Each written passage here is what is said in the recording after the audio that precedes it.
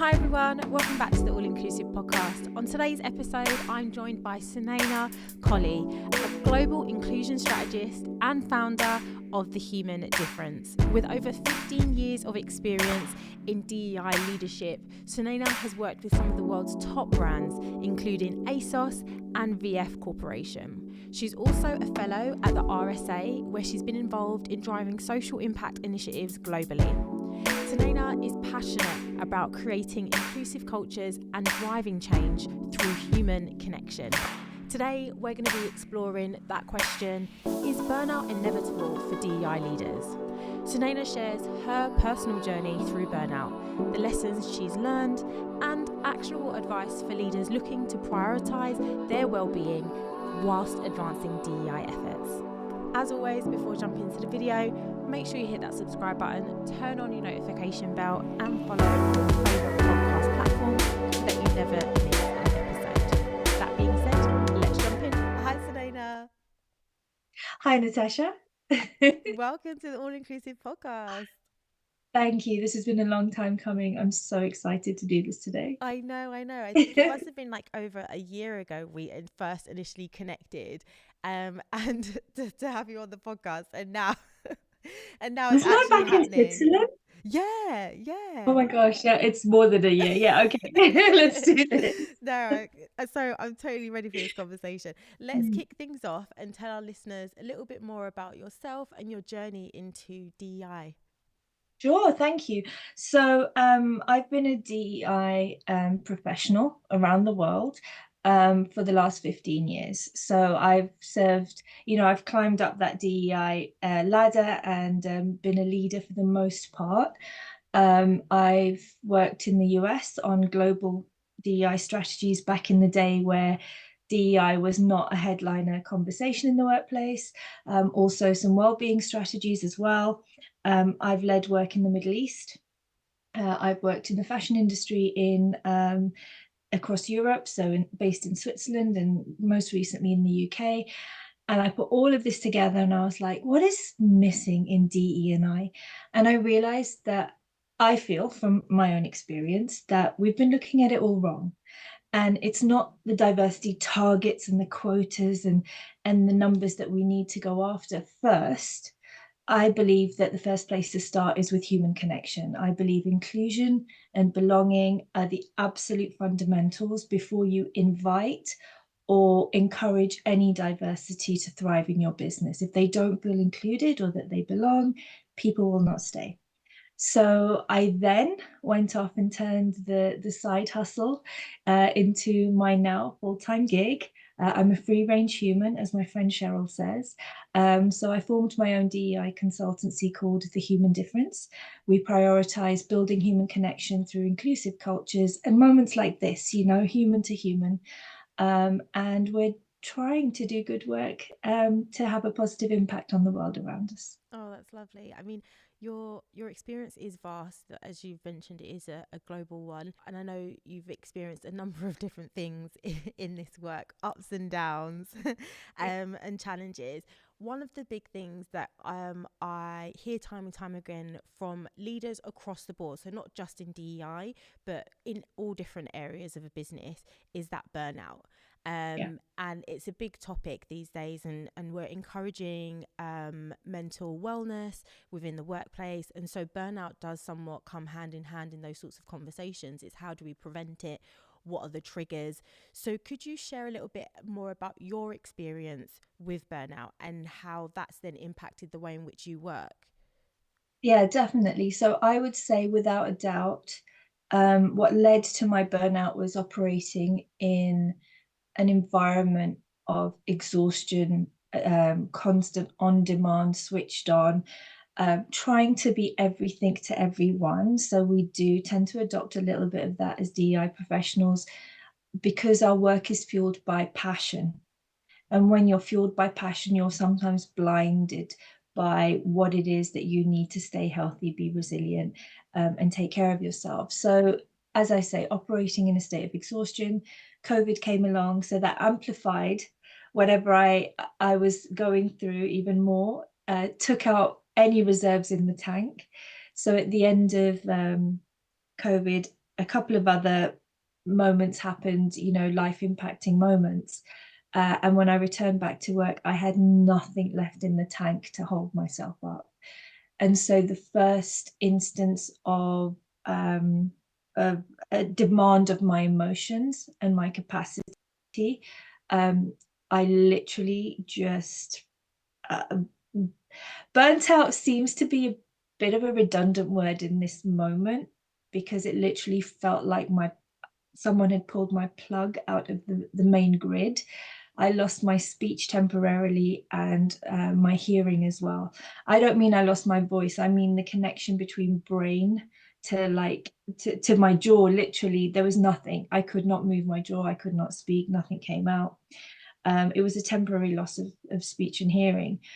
So it was quite monumental. I think I actually have no regrets, and this sounds like terrible, but it's made me the professional that I am today, to understand that entire journey and do better and be better and help people to be better. I actually am year 3 in recovery of that burnout, which means that I have addressed my healing at every level. So hormonal, emotional, mental, physical. I literally suffered with chronic physical pain for two years, I would say. And my diet, my nutrition, my sleep, everything has been factory reset to be who I am today. Oh, wow. Well, Sunaina, thank you so much for sharing that story. I think it's it sounds like you've been through a lot, and it must have been quite scary actually, where it's those physical manifestations of the exhaustion start to surface. And we usually, when those sorts of things happen, we always usually go with, okay, there must be something medically wrong with me in the first instance. And then when those things don't work, it's like, well, what's wrong? What's happening? But I think it just goes to show the impact that our mental health can have on us physically, and how we do need to make sure that we are taking care of ourselves as much as we can, because situations like yourself, that's what you could fall into.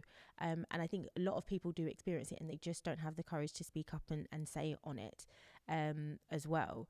So in the experience that you've had, what are some of the, I'd say, strategies or tips that you would give to leaders where they could try and stop it from happening from as early as possible? Like, looking back, what were those early signs that people could look out for? The signs were there, and I was preaching it, but I wasn't practicing it. So now I come from a place of practice, preach, like read, understand, learn everything. So I would say you absolutely have to, first of all, understand your non-negotiables. And this is any leader, this is any professional, any person in the workplace. What are your non-negotiables? As a parent, as an individual, you really have to understand. So this was taught to me by someone I used to report into. She had a 4-year-old daughter at the time, and she would always say, my non-negotiable. And we were working in a really on demand, all the time environment pre-COVID. I mean, it always has been, but pre-COVID, it was just amplified. There was no flexible working, no, working from home, none of that. And she would prioritize her child's bedtime, right? So she's like, you can call me at 10 o'clock at night, you can call me at 6 o'clock in the morning, we can be on webinars, we can be on Zoom, but that moment of sort of 6 to 7:30, which is a little bit of bath time, a little bit of bedtime, some story read, that's protected. And that was made very clear to everybody, and everybody honored that. But we honored it because she honored it, right? And so that, once I spoke about it, then I didn't have it a non-negotiable, because I was busy honoring her non-negotiable. Because another part of this is, so I'm 48, not married, no children. So when I think people are in that position, they forget themselves, and that's part of a problem as well. That's another problem, because I was overcompensating for the parents on the team. I was overcompensating because, you're looking after, you're a carer now at home, and you're doing this and you're doing that. totally forgot myself. I was living by myself, an expat overseas. My family weren't with me. So I didn't give myself any non-negotiables because I'm like, hey, I'm a free spirit. I can do what I want. I can, but I didn't. So I think having your non-negotiables and understanding them, and today I do understand them and I do honor them, and having them just for me being a human is enough. I don't have to have them for me in this capacity. Today I'm a carer, I have these, I do it for me. I think having boundaries that you honor before you expect anyone else to honor them is really, really important. So one non-negotiable, but also understand some boundaries around that. Self-care is a priority, and that can look very different for everybody, right? So self-care as a leader doesn't have to look like 3 weeks in the sun, right? It can look like stepping away from your desk at moments through the day. It can look like definitely not setting your day up for back-to-back calls and meetings and this and that. Step away, go out for a walk, even if it's raining, that's fine. It's all energizing. What is your cutoff time, right? So is 4 o'clock your calls cutoff time, but then the rest of the time you have for emails? Because all too often the day's packed up with meetings and calls and everything.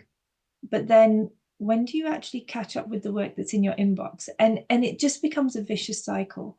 So I think self-care, understanding what self-care looks like to you, but also honoring that self-care, right? Stop lying to yourselves. We lie to ourselves so much. At the end of this project, I will take care of myself. I will have a spa day at the end of this project. At the end of this really hellish period of busy season, I am going to, have a city break with someone, or I am going to, no, you're not, and no, you don't. So Yeah. tick, and that hurt me. That's what, when if I reflect, that's the biggest thing. I lied to myself horribly about moments of reward, and they never happened. So I had to keep like finish a project, start a project, finish a project. It's relentless, and that really hurts you. That will catch up with you. And I think most certainly ground yourself in your why, right? What are you showing up for? Because if you keep on in this cycle of existence without truly understanding your why, you have no measure to help you understand, help you motivate you to keep going. Does that make sense? Yeah. No, that So definitely when I does. am right, so what is my why? Why am I waking up in the morning, putting up with this in this environment, not having had a holiday, not resting much? I will take better care of myself, but still, am I serving the purpose that meets the needs of my why, the values that I live by, and the impact that I want to leave? Mm. And in that, and so in the knowledge of like these are the things that we need to do, like set boundaries for ourselves, understand the why. When you are kind of, once you've set that boundary, right, and be like, right, okay, these are my non-negotiables, this is the boundaries that I have, how do we best communicate that with everyone else in our team, with our leaders? Yeah, so it takes a village, right? So one person cannot make that change. So that's when you have to start looking at, as a leader, what is your team's practices to take care of themselves, to be more resilient, to avoid burnout, to work better, to be more productive? Because ultimately, by taking care of ourselves and each other, we're going to work better. Our output is going to be stronger, our ideas more creative, and ultimately the business, benefits. So it's win-win for everyone. So I think as a leader, you have a responsibility to show up for your team, role modeling the practices that I've just mentioned. I think also you need to create safe space for them. So role modeling is part of that. Bringing in a little bit of vulnerability as well, sharing your story, like you've just appreciated my share, knowing how to read the room and what to share. So I think authenticity and vulnerability are two very big words for leaders who aren't comfortable in this space. Let me make it clear, you don't have to walk into a room and tell anyone your life story, right? It's literally read the room and use the two dials of vulnerability and authenticity and dial it up and dial it down when you need to. Because the level of vulnerability that you would demonstrate in a room of peers versus in a room with your team versus a town hall that you may be speaking at is very, very different. right? Very different. And the vulnerability I may express outside of work to a friend or, family, different to the workplace. So I think understand how you are comfortable showing up and show up in that way. I think well-being check-ins need to be like a default. So with my teams at the start of every call, meeting, whatever that was, whoever was in it, even if we had guests, we go around and we do a well-being check-in. And I've done this in many different ways. So you either do one out, a number out of 10 as to where you're feeling in regards to well-being, 10 being fantastic, 0 obviously really in need of fueling somehow, and you tend to gauge, and then you have a conversation without having to use very personal language. So depending on the comfort level with my team, if you're a 5, what can we do this week to help you get to a 6 or a 7? Or if you're a 7, how can we help you maintain that? So by Friday, you're still an energized 7, ready to hit the weekend and do some great stuff.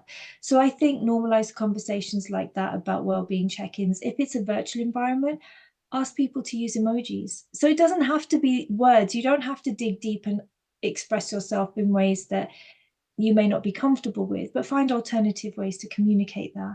I think respecting flex working styles is really, really important for everybody, regardless of personal circumstances, who you are as an individual, all your intersectionalities might require different needs. So not just enabling individuals to work in ways that help support them to work better, but also removing the judgment culture, right? So if someone needs to clock off earlier or come in later, I would say as a team, don't just look at that. Look at what they're producing. Look at the impact they're having, how they're showing up in calls. Because if that's helping them to be more driven, to bring more to the table when you're collaborating, then people are so fixated on the rigidness of the work culture that flexibility almost loses itself. In that flexibility by its nature has to be flexible, and I think we all have to respect it, obviously with the business needs coming first. I think before COVID, that word flexibility used to be seen as, someone who probably will end up not performing as well. Someone who's taking time out of work and is struggling to maintain the normal 9 to 5 Monday to Friday work. Whereas I think post-COVID, we've understood that actually, no, flexibility is something that's an opportunity for everyone to be able to work in a way that works best for them in order for them to be able to perform at their best, I think. And I agree with you. There is a little bit of a, what's the word that you used? That culture where if someone's saying like, oh, sorry, I need to clock off earlier because of X, Y, and Z, people are just like, oh, okay. The judgment culture. Yeah, that's it, the judgment culture. And I find that those individuals that have additional responsibilities outside of work, so for example, a parent or carer, usually more likely than not, most people can understand that, right? They can kind of get, oh, right, okay, we understand, we get it. You've got these extra things that are going on. And I can see that as an individual who might not have those particular extra responsibilities or haven't really verbalized what those are, if they're outside of the normal ones that we hear time and time again, automatically are judged on wanting to take some time out. Yeah, no, I get that. And I mean, we need to replace judgment with compassion, right? And that's where I think when we're disconnected from self, when I don't know my purpose or what I'm showing up for, then I think I'm compromising how I'm showing up, right? And that's when I think more negative thought patterns and behaviors like judgment show up. Whereas if I'm grounded, I'm connected with myself, I know my purpose, I'm fueled, I'm rested as best I can in this moment, I'm going to come out with compassion rather than judgment. And I think we do need a hell of a lot more compassion. And let me tell you, for those who are in these environments where there is a judgment culture, that individual who's taking time off is actually probably has 30 minutes of anxiety before they sort of exit the office very, very quietly out the side door at 3:30 or 4 o'clock, or has heart palpitations if the school is called. Like, they're not going through a fun time to be able to leave early or work flexibly. It's a weight of managing whatever's going on there at school, at home, plus your judgment, plus their own, oh my gosh, I've still got work to do. You know, how's this going to happen? I will have to stay up late again. Like, they're going through enough that we don't have to put on layers and layers of judgment. And so for organizations, what would you say is a strategy to help alleviate that judgment culture? So from the top, because we know that all of this happens from the top down, right? So what? So how long have we got? I know, because I say that in kind of teeing up the fact that these sorts of small things can then turn into a cycle of really bad things, and that I think that ends up being kind of those toxic work environments, because it can snowball. So I'm trying to, because I know you've had a vast experience working at a number of different organizations, so no doubt that you probably have had your own experiences, as myself, in working in a somewhat of a toxic environment or a not great space. So what, looking back on those moments, what would you have really liked an organization to have done to help support that or alleviate that sort of environment?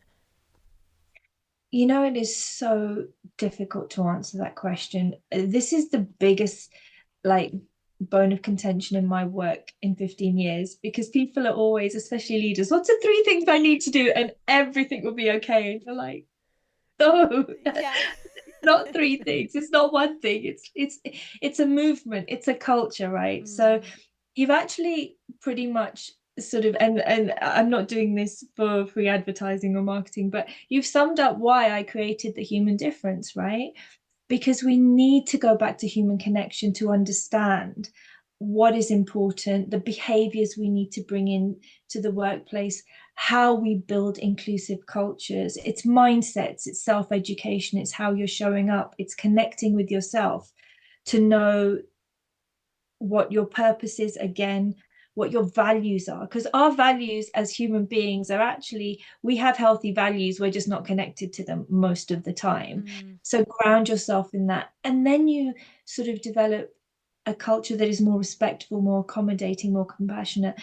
And that is such a loaded question that you've asked me as well in this moment in time, right? Because everyone is going through something. I don't care who you are. I really don't. The CEO to the excited apprentice who's just walked through the door, to someone who's, you know, been there for 5 years, loving or hating their job, whatever. Every single person is going through something. I don't care. The World Health Organization said 1 in 4 people globally will experience a mental health challenge at some point in their time. I think that's 1 in 1, especially after COVID. So when we're all going through something, where does the capacity come from to then engage in, now I have to think about you, and now I have to have empathy, and now I have to have compassion. So all these are layered, and it's very, very messy. So when I go in at the leadership level, I'll do one-to-one work. So let's understand what's going on here, because no one's giving our leaders any compassion. No one cares. Like, every decision they make is wrong. We're the last people they're thinking about. And yes, perhaps that's how it seems, but behind the scenes, and this is, I personally feel, a big place of where our leaders, sort of C-suite execs, directors and above, whatever the language is in your organization, need to do some work, because they don't tell their story effectively enough. And I will take that across organizations, multinational, small, you know, charities, public, private sector, everywhere. You don't tell your story. So when you don't tell your story, of course your people have no trust. Of course your people sort of disbelieve that they matter to you. All they see is decision. Yeah. And that's how they form who you are as a leader. Completely. Like, it's purely based on the decisions and the outcomes and how they've been affected by them. But if you don't kind of personalize and, as you've explained, like, make that human connection with your workforce, then they can get a bit more context to how your mind probably worked to get to that decision. Completely. And it's taking them on the journey, because when someone explains themselves and the story or the thinking, you may or may not agree with where they landed, but there's comfort in understanding, Well, you did consider me. I understand in the greater scheme of things, this particular aspect that I'm really invested in was probably deprioritized. But I understand that you considered it a little bit. And I'm not happy still with the outcome, but you now became more human to me because I have a little bit of understanding. And transparency is, again, another scary word for leaders. That doesn't mean the ins and outs of everything. That's just this storytelling at a high level, where you're bringing everyone on board. So I think, we've covered several things there, but ultimately, everybody investing in the right culture, the right behaviors, in humanity and compassion, in empathy, will really serve the organization so much better. And I said everybody, because this isn't just a leadership responsibility. It's not just HR. It's not just DE&I. It's not just a wellbeing leader. If you have one, we have to be responsible to show up for ourselves. I have a responsibility to me, to my colleagues, my peers, to everybody. So this isn't a one demographic focus. I mean, Sunaina, you've just given us so much in this one conversation. It's thank you so much for opening up to us all and having the courage to kind of share in your personal journeys and challenges that you have experienced. Talking a little bit about courage actually is that next leap of when you decide that this job is no longer serving me, or this organization is no longer right for me. I need to go. I need to leave. Because I think it's one area that is being experienced a lot, particularly in DEI. We see a number of leaders that are either moving on to another position or have unfortunately been let go at their organizations. Yeah. So those leaders that are currently in that or potentially may well come up against that challenge or experience, well, what advice would you offer them? So, by the way, before I offer any more advice, if you hear anything in the background, I have an African grey parrot who insists on just giving us a concert at about 11:30 every morning. He also is very intuitive. So he's held off until this time now, which is about 10 past 12, because he knows I'm going to be on a call. And he probably heard me say to my mom, can everyone be a bit quiet while I do this? So he's now like giving full concert outside my door. So if you hear anything, it's him. He's a character though. So I think, look, there's a lot of my clients. I also work with individuals as well as organizations who are questioning their why. Why am I here? Like, it's not serving me anymore. But it's my passion, and people need this, and there's so many factors to take into consideration. I said earlier, passion projects hurt, and a lot of DEI folks are in it because they're so passionate. They want change. They want change because maybe their own lived experience, because they just believe in more justice and more fair and equitable solutions, just a good human. Like, there are more reasons behind this work, more emotive reasons than just it's my profession. And that will tend to hurt us. And I think you need to read the room. Right, your room at home and your room in the workplace, right? Yeah. You need to understand what you're really up against. So if it is that you have a choice to stay or go, I think you really need to first of all look at what is the impact I can achieve here. Even if I know the environment isn't great, big change isn't going to happen. I've been in particular situations where I've thought systemic is where we need to influence change, but it's not going to happen here. So do I bang my head against a wall for 4 years and try and get the message through, hurt myself, feel like I let my team down, which I wouldn't, but obviously I'm responsible for their career development and progress, right? So if they're not seeing wins and they're not seeing impact and change, this isn't great. So sometimes I've had to pull away and go, okay, it's systemic, I'm going to have to park it. However, community building in the workplace, I can influence that straight away. I can put the people in a great place. And once I'm happy with that, do I stay or go? What do I do? I've made those decisions. And then if I've chosen to stay, because okay, there's some light coming through the cracks, what now? and start poking at systemic. I know that to effect real change, we have to change processes, systems, procedure, all of that. But sometimes the problems are so deeply ingrained, and the leaders you're working with today, in the economic, in the global political, in the greater scheme of things, maybe aren't the leaders they may have been in a safer, more comfortable environment. I can't impact that, and I'm going to hurt. And actually, DEI is going to get a bad name because we're just spinning our wheels and people are going to say nothing's happening. So then I focus on community building and I do what I can. I think also you have to assess where you are and know how much you can take. So in a particular situation, I assessed where I was. It would take me X amount to get the community in a good place. After that, am I in a financial position to be able to step away? What are my responsibilities at home? What am I going to be okay if I don't have work for 6 months? Like what's going to happen and how will I be able to cope with that? Assess all of that. And I think you really need to find allies in the camp, right? And they may not be the allies you think that they are, because some of my greatest allies have come from the furthest part of away from DEI in the business. They have been a voice I maybe haven't lent into or got to know much, but all of a sudden they've shown up.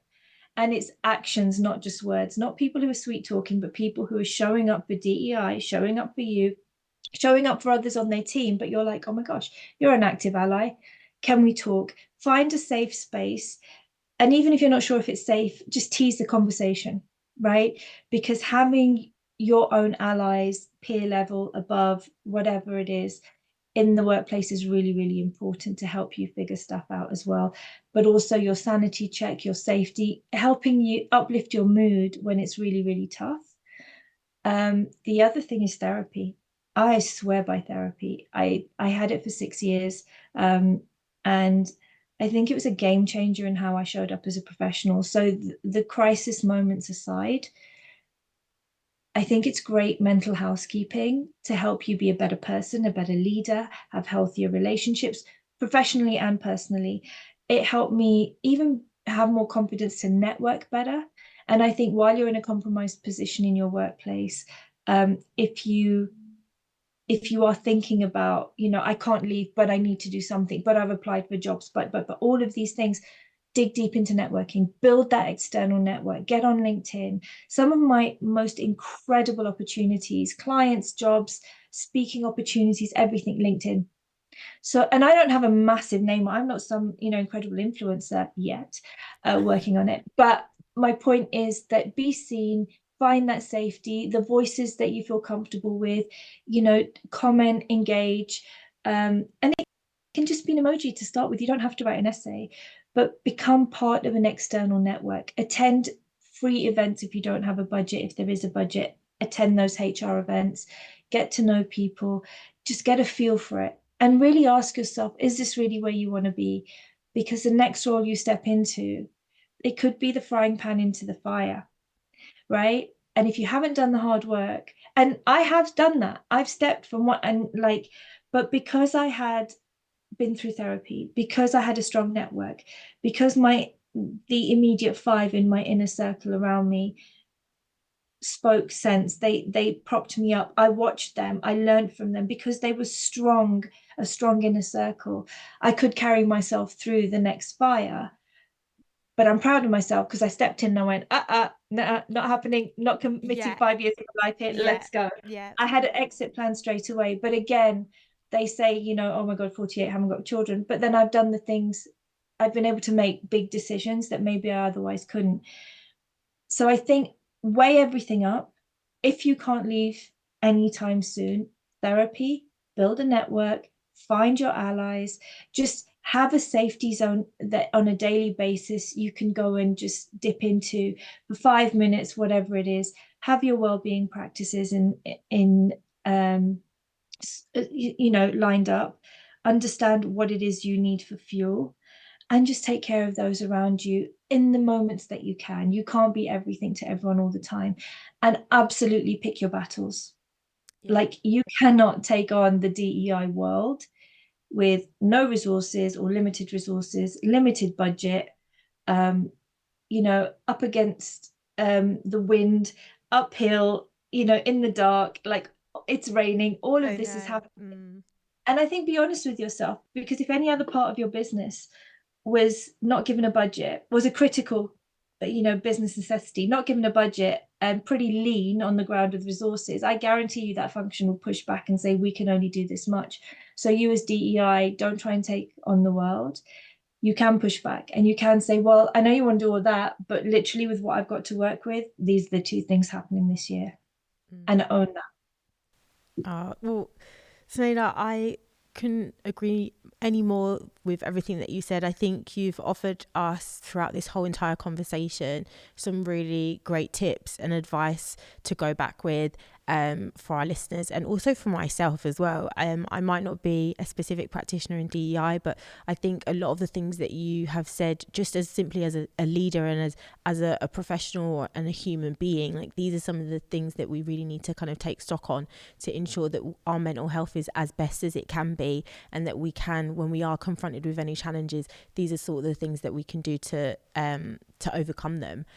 So thank you so much again, Sunaina, for joining me today. For our listeners, if they want to learn a little bit more about you and the human difference, how can they do that? So we've got our website, thehumandifference.org. I am on LinkedIn quite a bit. So you can absolutely reach out and DM me on LinkedIn. And I'm all about community building, so don't be shy. I think people think that if they rock up on your profile, it's deemed as stalking or whatever. I'm like, no, LinkedIn is not about that. Connect and start a conversation. It's not a problem at all. Yeah, no, definitely. And I know we both are advocates for community building, and Yeah. especially with the community that we've built up specifically for DEI executives, Ideas Global. That's one of the main things for us, was that we wanted to create a safe space for leaders to come and connect within each other and learn, and also share in some of their successes as well as challenges, because it is definitely going to take us all together, working together to move and make change. So thanks again, Sunaina. I'll put links down below to your profile and also to the Human Difference website for our listeners to go check it out. I'm telling listeners, do check it out. Sunaina is absolutely phenomenal, and if you need any extra assistance in your organization, she is the one to hit up. So once again, Sunaina, thank you so much for joining me, and I can't wait for us to speak again. Absolutely.